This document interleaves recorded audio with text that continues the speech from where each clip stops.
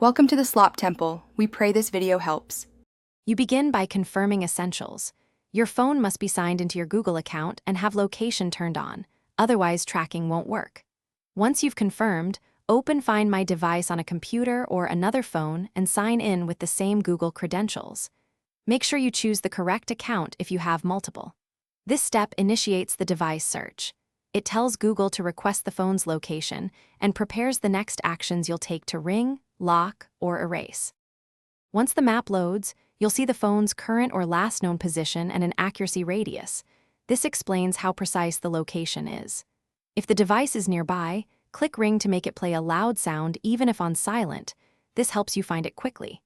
If you can't reach it, use Secure Lock to set a temporary PIN and display a recovery message with contact info. These actions prevent unauthorized access while preserving the chance to recover the phone.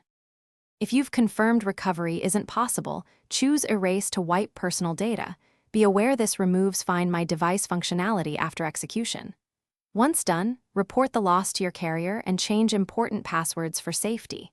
If the device is offline, make sure you enable notifications to get an email when it reconnects. Then repeat the locate process. A key troubleshooting tip: verify the phone has battery, a data connection, and location services active.